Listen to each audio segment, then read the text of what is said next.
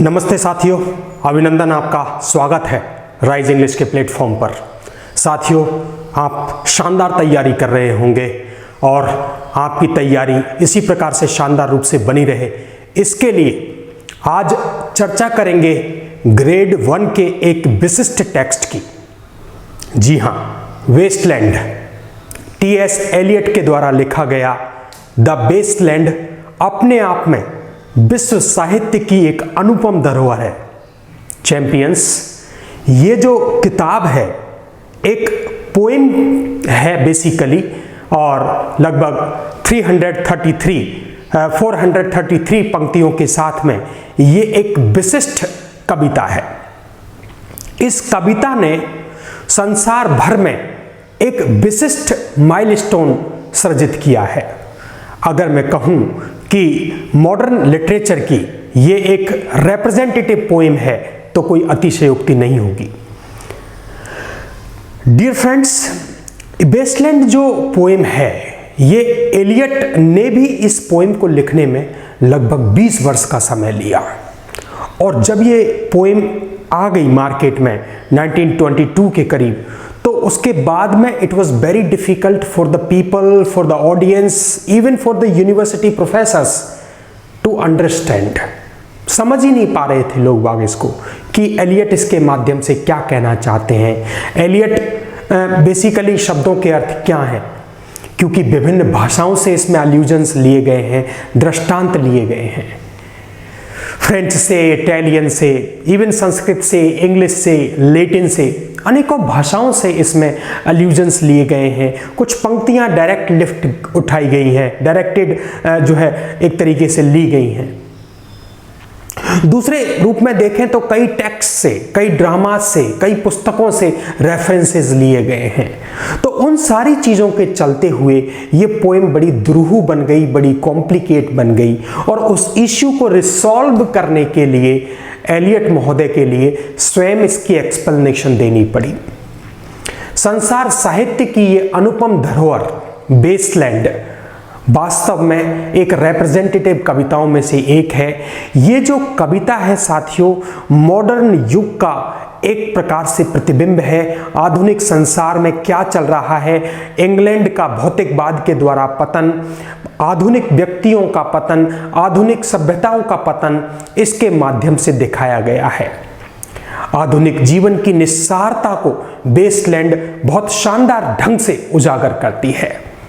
Westland poem ने, कहना गलत नहीं होगा, एलियट को संसार भर के साहित्यकारों की अग्रणी पंक्ति में खड़ा कर दिया था, और यही कारण था इस महानतम कवि को 1948 में नोबेल प्राइज दिया गया।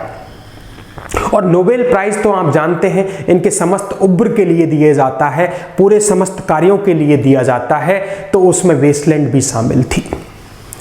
वेस्टलैंड जो कृति है 5 हिस्सों में डिवाइडेड है, इसकी अपन चर्चा करेंगे, और कुछ कुछ बिंदुओं को अपन ले रहे हैं, उन बिंदुओं की अपन चर्चा करेंगे। चैंपियंस, थोड़ा समझेंगे, क्योंकि ग्रेड 1 के लिहाज से देखें तो लगभग 4 क्वेश्चंस इसमें से आ रहे हैं। 4 क्वेश्चन इसमें से आ रहे हैं साथियों। किसी भी पोएम में से इतने प्रश्न नहीं पूछे जा रहे हैं। तो ये जो वेस्टलैंड है ये 5 हिस्सों में डिवाइडेड है, और इसके हिस्से जो हैं वो हमको याद रखने हैं। देखिए, वेस्टलैंड को जैसे ही एलियट ने लिखना चालू किया तो he was in consultation with एक बहुत अच्छे इनके मित्र थे, जो है ना, जिसको एक्चुअली इन्होंने बेटर क्राफ्ट्समैन के नाम से जो है कहा है ना। पोएम जैसे ही स्टार्ट होगी ना, पोएम जैसे ही स्टार्ट होगी तो आप देखें, पोएम जैसे ही स्टार्ट होगी तो उसके अंतर्गत अपन देखेंगे कि किस प्रकार से एक व्यक्ति है, आप देखेंगे इल मिजिलर फेब्रो, ये नाम आपको वहां पर मिलेगा। ये नाम किसका है साथियों? ये एजरा पाउंड का नाम है। ये किसका नाम है? ये एजरा पाउंड का नाम है साथियों। और ये जो एजरा पाउंड है ना, बेसिकली ये एजरा पाउंड जो है इन्होंने इस पोएम को काफी मोटिवेट किया, इस पोएम को इन्होंने बहुत ज्यादा पॉलिश करने का काम किया है। इस पोएम के अंतर्गत विभिन्न प्रकार के जो एडिशंस हुए, जो सुझाव किए उन्होंने या कुछ बदलाव किए, मुख्य रूप से एजरा पाउंड ने किए हैं। तो एलियट जो है वो एजरा पाउंड के प्रति ऋणी भी है इस पोएम को लेकर के, इस पोएम के फाइनल एडिशन के लिए। साथियों, प्रथम पंक्ति क्या है? April is the cruellest month से चालू होती है, शांति शांति शांति के साथ में ये पोएम समाप्त होती है। कितने हिस्से हैं इसके? 5 हिस्से हैं। कि कौन लिख रहा है? थॉमस स्ट्रीन्स एलियट लिख रहे हैं। किसके लिए डेडिकेट की गई है? तो एजरा पाउंड के लिए डेडिकेट की गई है। एजरा पाउंड का स्टार्टिंग में नाम क्या दिया गया है? इल मिजिलर फैब्रो, ये इनका नाम दिया गया। इसका अर्थ क्या होता है साथियों? The better craftsman, the better craftsman, the better craftsman इसका नाम है। बेटर क्राफ्ट्समैन किसको कहा गया है? इल मिजिलर फैब्रो को कहा गया है। ये कौन है? एजरा पाउंड है साथियों। कौन है ये? एजरा पाउंड है। क्या किया? पोएम का एडिशन किया। तो बेसिकली जैसे कि मैं बता रहा था, ये जो पोएम है आधुनिक युग का एपिक कहा जाता है, मॉडर्न युग का एपिक कहा जाता है। कई बार आपको मैं बताऊं, जो बड़े क्रिटिक हैं इंग्लिश के, आइए रिचर्ड्स चैंपियंस, वो इसको एक म्यूजिक ऑफ आइडियाज कहते हैं, एक पोइटिक शॉर्ट हैंड कहते हैं। पोइटिक शॉर्ट हैंड तक कहा है उन्होंने इस एलियट की पोएम वेस्टलैंड को। तो ये वास्तव में ही विश्व धरोहर में, विश्व साहित्य की एक अनुपम धरोहर है, विश्व साहित्य की एक श्रेष्ठ कृतियों में इन्हें माना जाता है। इसके अंतर्गत मैं बताऊं आपके लिए, इसीलिए देखिए पोइटिक शॉर्ट हैंड कह रहे हैं। कौन कह रहे हैं? आइए Richards. Music of ideas, music of ideas कहा जा रहा है, यानी कि एक विशिष्ट प्रकार के म्यूजिक को रिफ्लेक्ट करती है ये पोएम। ये जो पोएम है वेस्टलैंड, ये एक प्रकार से पोएटिक शॉर्ट हैंड है। याद रखिएगा, नेट में अक्सर प्रश्न बनते रहते हैं विभिन्न प्रकार के। जो है वेस्टलैंड एक इस प्रकार की पोएम है चैंपियंस, जिसमें से सामान्य रूप से प्रश्न बनता ही रहता है, एग्जाम चाहे जो भी हो। अच्छा, कुछ बात करें तो ये देखें, वेस्टलैंड जो है ना, फ्रॉम रिचुअल टू रोमांस पर टिकी हुई है, जो कि बेस्टन की कृति थी, और एक गोल्डन बो, दोनों को याद रखें, जो फ्रेजर की कृति थी। रिचुअल टू रोमांस वेटसन की कृति है, रिचुअल टू रोमांस, और द गोल्डन बो फ्रेजर की कृति है। इन दोनों पर बेसिकली ये आपकी पोएम टिकी हुई है, जिसको अपन वेस्टलैंड कह रहे हैं। वेस्टलैंड 1922 में, जैसा कि मैं आपको बता रहा था, पब्लिश हुई, बट इट टुक 20 ईयर्स, बहुत ज्यादा समय लिया इस पोएम ने। और जैसा कि कहा जाता है कि आप जानते हैं, होरेस भी कहा करता था कि एक पब्लिकेशन को 10 से 15 वर्षों तक रखना चाहिए लेखक को अपने पास में। तो उसी शैली में इन्होंने 20 साल इसको लिए, और जो है इसका जो टाइटल जो है ना साथियों, वो फिशर किंग ने सजेस्ट किया। फिशर किंग ने इसका टाइटल जो है सजेस्ट किया। टाइटल आप जानते हैं, पोएम का नाम है द वेस्टलैंड। और वेस्टलैंड किसका प्रतीक है? बंजरता का प्रतीक है, संसार की निस्सारता का प्रतीक है, संसार की नश्वरता का प्रतीक है, मॉडर्न युग के मटीरियलिज्म का प्रतीक है, आधुनिक मानव की बंजरपन का प्रतीक है, ऊसरपन का प्रतीक है। और उसके अंतर्गत मीनिंगफुलनेस नहीं है, अर्थ नहीं है साथियों, उस अर्थहीनता की ओर इशारा कर रहा है। 5 हिस्से हैं साथियों पोएम के अंतर्गत। कितने हिस्से हैं? 5 हिस्से हैं इसके अंतर्गत। तो देखिए, इसको शॉर्ट में मैं कहता हूं अक्सर क्लासेज में BGFDW,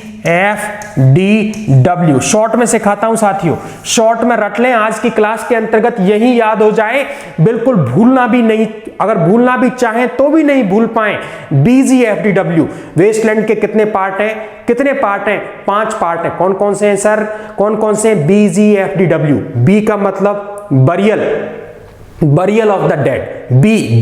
जी का मतलब गेम ऑफ चेस, हो गया ना सर? बी मतलब burial of the dead, G मतलब game of chess. F fire sermon, FD death by water, FDW what the thunder said, what the thunder said. 5 हिस्से हैं साथियों, 5 की 5 पार्टों को याद रखें। Burial, burial of the dead, game of chess, fire sermon, death by water, what the thunder said.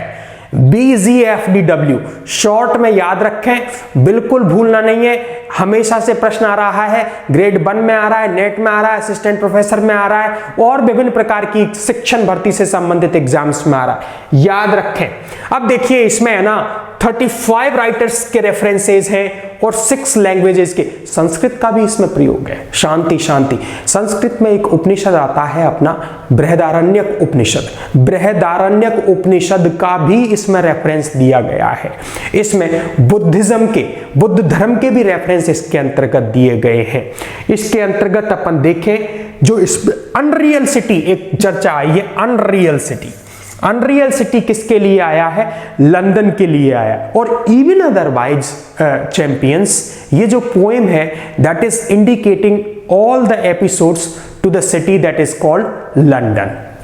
London का जो है इसमें T.S. पियर्स इसको कंप्रेस्ड एपिक कहते हैं, इसको मॉडर्न एपिक कहा जाता है, इसको एपिक ऑफ द मॉडर्निज्म कहा जाता है, इसको poetic short hand I.A. Richards ने कहा, इसको music of ideas I.A. Richards ने कहा। दिक्कत कहां है सिलेक्शन में? चीजों का कॉन्सेप्ट क्लियर करना पड़ेगा, समझना पड़ेगा चीजों को, थोड़ा सा मन लगाना पड़ेगा, लिटरेचर के लिए समय निकालना पड़ेगा। इंग्लिश हमारी हॉबी बन जाए, सिलेक्शन दूर नहीं है हमसे। आइए तो देखिए इसके 5 सेक्शंस की जो मैं चर्चा कर रहा था अभी आपसे, 5 सेक्शंस हैं BGFDW, BGFDW, B मतलब बरियल ऑफ द डेड, याद रहे। अच्छा इसका जो स्पीकर है ना साथियों, जो स्पीकर है इसका वो है टायरेसियस, नाम याद रखें टायरेसियस, उसकी चर्चा भी करेंगे, टायरेसियस उसकी चर्चा भी अपन करेंगे साथियों। अभी जो इसके मेन कैरेक्टर्स हैं ना उनकी अपन चर्चा करेंगे, तब उसकी चर्चा करेंगे। प्रथम पंक्ति कौन सी है इसके अंतर्गत? अपनी प्रथम पंक्ति इसके अंतर्गत है April is the cruellest month. अब देखिए अप्रैल का जिक्र जॉफ्री चौसर भी कर रहे हैं कैंटरबरी टेल्स के अंतर्गत, वहां पर भी अप्रैल का जिक्र आया है। अप्रैल का जिक्र ये भी कर रहे हैं, नेट में आया हुआ प्रश्न है ये कि 2 कौन कौन से पोइट हैं जो अप्रैल का जिक्र कर रहे हैं, लेकिन कॉन्टेक्स्ट अलग अलग है। यहां पर अप्रैल जो है वो नेगेटिव सेंस में है, April is the cruellest month, लेकिन जॉफ्री चौसर है ना चैंपियंस, वो कह रहे हैं कि he was as gay as the month of April, तो वहां पर पॉजिटिव सेंस मिल रहा है, यहां पर नेगेटिव सेंस मिल रहा है। अब देखिए इसमें जो है बुद्धा की प्रीचिंग्स भी हैं, इसके अंतर्गत देखिए इंडियन एलिमेंट्स भी हैं, दा दा दा दा दा दा, 3 ये शब्द सुनाई देते हैं वहां पे कि भाई समस्याओं का हल क्या है? चारों तरफ नश्वरता है, चारों तरफ वर्णासन्न की स्थिति है, चारों तरफ बंजरता है, ऊसरता है, चारों तरफ मोर्टेलिटी है, जो मानव है वो क्षणभंगुर जीवन में नष्ट हो जा रहा है, भौतिकवादिता उसके दिल दिमाग में हावी हो गई है। तो समस्याओं का समाधान कहाँ है? तो समाधान को सुझाने वाली तो धरती भारतीय, ये उपमहाद्वीप की धरती, ये भारत माता ही सुझाव दे सकती है मानव के कल्याण का। और जब वो सुझाव आता है कि दा दा दा, तो दादा का जब फिर एक्सप्लेनेशन किया जाता है बुद्धिज्म के अनुरूप, तो दत्ता पहला है, दत्ता दत्ता दत्ता मतलब हमें देना है लोगों को, लेने वाले सुखी नहीं, जो दे रहे हैं वो सुखी हैं। संसार में जो सुखी खुशियां बांट रहे हैं वो ही सुखी हैं। तो पहला दा का मतलब दत्ता, अरे दीजिए, और दूसरे दा का मतलब दयाध्वम, सिंपैथाइज, लोगों के प्रति सहानुभूति रखिए, कुछ दीजिए, चैरिटी कीजिए, लोगों के प्रति सहानुभूति रखिए। दम्यता, अपने आप को कंट्रोल कीजिए, दम्यता यानी कि सेल्फ कंट्रोल रखिए, अपने आप पर नियंत्रण रखिए, चैरिटी कीजिए। दयाध्वम, कंपैशन रखिए, लोगों से जुड़िए, भावनाओं का लोगों के साथ में जुड़ाव रखिए और अपने आप के ऊपर कंट्रोल कीजिए। यही जीवन में सफलता के आधार है। और शांति शांति शांति, इस प्रकार से पोएम का समापन हो जाता है। पोएम जो है ये सर गलत आ गया है, इसको अपने को डिलीट करना पड़ेगा। ये पोएम रॉबर्ट फ्रॉस्ट के लिए नहीं, पोएम रॉबर्ट फ्रॉस्ट के लिए नहीं, एजरा पाउंड के लिए डेडिकेट है। पोएम एजरा पाउंड के लिए डेडिकेट है। इसको एडिट कर देंगे, नोट्स जो आपको देंगे उस नोट्स के अंतर्गत इसको एडिट करके देंगे। तो ये एजरा पाउंड के लिए डेडिकेट की गई है साथियों, और उनको ही इल मेजिल फेब्रो कहा गया है। पोएम का टेक्स्ट देखेंगे तो सबसे ऊपर आपको डेडिकेटेड टू इल मेजिल फेब्रो आपको नाम मिलेगा। किसका नाम है ये एजरा पाउंड का नाम है, इसी के लिए पोएम डेडिकेट की गई है। और देखिए अब आपके कैरेक्टर्स आ चुके हैं टायरेसियस। टायरेसियस जो है ना ये नरेटर है, लेकिन स्पष्ट रूप से ये ही नरेटर है ये कहना मुश्किल है। एलियट में इस बात का कोई प्रतिबिंब नहीं है, कोई चित्रण नहीं है। कई बार ऐसा लगता है कि स्वयं एलियट पोएम को नरेट कर रहे हैं, कई बार ऐसा लगता है कि कोई दूसरा चरित्र उसको नरेट कर रहा है, और कई बार स्पष्टतया लगता है, स्टार्टिंग के जो फेजेस हैं उनमें स्पष्ट लगता है कि टायरेसियस जो है वो नरेट कर रहा है। टायरेसियस बड़ा विचित्र प्रकार का कैरेक्टर है। टायरेसियस फीमेल शरीर में भी रह चुका है, मेल शरीर में भी रह चुका है, उसने ट्रांसजेंडर की भी फीलिंग्स को अनुभव किया है, वह प्रोफेसी की स्किल भी रखता है, वो भविष्य को भी देख सकता है, उसकी समझ बहुत अच्छी है, नरेशन की क्वालिटीज उसकी बहुत बढ़िया है। तो विशिष्टताओं के साथ में एलियट ने इस चरित्र को आपके बेसलैंड में डाला है। बड़ा अभूतपूर्व प्रकार का ये कैरेक्टर है साथियों टायरेसियस। टायरेसियस के बाद में आप देखेंगे एक मैडम सोसोस्ट्रिस है। मैडम सोसोस्ट्रिस की एक बात याद रखिए आप, मतलब चीजें आपके दिमाग में, बहुत सारी चीजें अपन पढ़ते हैं लेकिन सारी चीजें याद नहीं रहती, हमें भी सारी चीजें याद नहीं रहती, लेकिन कुछ चीजें याद रहेंगी। जैसे मैडम सोसोस्ट्रिस से क्या विशेषता है, टैरो कार्ड रीडर है, tarot card reader. Wicked back of cards किसके लिए आया है, टैरो कार्ड्स के लिए आया है। उसकी मालकिन कौन है, ये मैडम सोसोस्ट्रिस है। तो ये चीज अपने को याद रखनी होंगी। बाइजेस्ट वुमन ऑफ यूरोप कहा जाता है उनको, विकेड पैक ऑफ कार्ड्स रखती हैं, टैरो कार्ड रीडर है।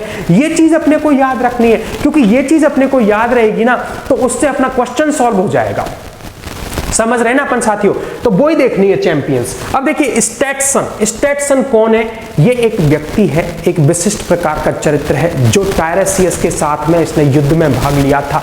टायरेसियस के साथ में इसका जुड़ाव था, तो दोनों की जो मेमोरीज है जो वार से लेकर के की हमने उस समय कितना काम किया था युद्ध के दौरान, तो उन सकारात्मक यादों को लेकर के आते हैं ये, उसका भी यहां पर चर्चा किया गया है। अब देखिए द रिच लेडी। अब ये जो रिच लेडी है ना, इनका नाम नहीं है पोएम के अंतर्गत, वो कौन है पता नहीं चलता, लेकिन इतना जरूर पता लगता है कि the life was wonderful and she was enjoying luxury kind of things, है ना, लेकिन वो उनका पूरी तरह से उपभोग नहीं कर पा रही है। कुछ ना कुछ कमी है उसके जीवन में। भौतिक बाध्यता के संपूर्ण उपलब्ध होने के बाद भी आध्यात्मिकता की खोज में है वो रिच लेडी। संभवतः ऐसा प्रतीत होता है कि ये एलियट की वाइफ बिबीन थी जिनके बारे में यहाँ पे चित्रण आया, लेकिन एग्जैक्टली कहना मुश्किल होगा कि वो कौन है। तो ये रिच लेडी है, इनका भी खूब वर्णन आता है इसके अंतर्गत। और अब आगे अपन देखें तो इसमें देखिए फिलोमेला, बड़ा ही ऐतिहासिक चरित्र है साथियों। ये फिलोमेला का जो चरित्र है ना, ओविड के मेटामॉर्फोसिस से लिया गया है। एक टेरस नाम का व्यक्ति था, इसमें आएगा ये रहा, टेरस नाम के व्यक्ति ने इसका और इनकी सिस्टर का, फिलोमेला और इनकी सिस्टर का रेप कर दिया था। और रेप करने के बाद में जो है ये क्षोभ के कारण इन्होंने जो है बड़ी प्रार्थना की और उसके बाद में नाइटिंगेल में तब्दील हो गई, है ना। ये देखिए बेंजीनेस with her sister morphed into a nightingale, तो ये नाइटिंगेल के अंतर्गत तब्दील हो गई थी। एक टाइपिस्ट का जिक्र आया है, बिल्कुल आधुनिकता की प्रतीक एक महिला टाइपिस्ट का जिक्र आया है जिसको एक यंग मैन विजिट करता है अक्सर। तो वो भौतिक बाध्यता की चीज़ों में ग्रसित है, एक इम्पोर्टेंट चरित्र के रूप में टाइपिस्ट का वर्णन यहाँ पे हुआ है। और जो है वो इन्वॉल्व है all kind of useless things, उसका एक चित्रण यहाँ पे अपने को देखने को। Eugenides, Smyrna merchant, probably one eyed merchant, अगर आपको याद होती है एलियट की इस वेस्टलैंड में, तो वन आइड मर्चेंट था ये, स्मरना मर्चेंट, तो इसको भी अपने को याद रखना पड़ेगा। फेल्बस एक्चुअली आपको पता है फोनिशियन मर्चेंट था जिसके बारे में कहा जाता था कि डेथ बाय वाटर, पानी से सावधान रहना है। है ना, ये भी भौतिकवादिता में पूरी तरह से डूब चुका था। तो चैंपियंस ये कुछ इंपॉर्टेंट कैरेक्टर्स हैं जिनको अपन छांट करके लेके आए हैं आपके लिए। इनके ऊपर थोड़ी थोड़ी पकड़ बनानी है। जनरल इंट्रोडक्शन वेस्टलैंड का अपने को मालूम रहना चाहिए। वेस्टलैंड क्या है, नरेटर कौन है, कितने पार्ट्स हैं, स्टार्टिंग पंक्ति कौन सी है, अंतिम पंक्ति कौन सी है, मेन थीम आइडियोलॉजी क्या है, अपने इंडियन वर्ड्स क्या आ रहे हैं, उनके अर्थ क्या हैं। अप्रैल इज द क्रूएलेस्ट मंथ से चालू हो रही है, तो उसमें अप्रैल का प्रयोग नेगेटिव सेंस में, पॉजिटिव सेंस में किसके लिए डेडिकेट की गई है, कब कंप्लीट की गई थी, एलियट को नोबेल कब मिला था। दीज आर सर्टेन क्वेश्चंस जो हमें आने ही चाहिए। ये एक इंट्रोडक्टरी पार्ट था। लाइन टू लाइन करेंगे साथियों और इसको समझेंगे, और 4 में से 4 अंक यही मिशन रहना चाहिए। 4 में से 4 क्वेश्चन अपने सॉल्व हो, तो उसके लिए अपन लाइन टू लाइन चर्चा करेंगे। अंग्रेजी में एक इडियम आता है, रीडिंग बिटवीन द लाइंस। तो ये जो पोएम है ना, reading between the lines demand करने वाली पोएम है। बहुत धन्यवाद साथियों।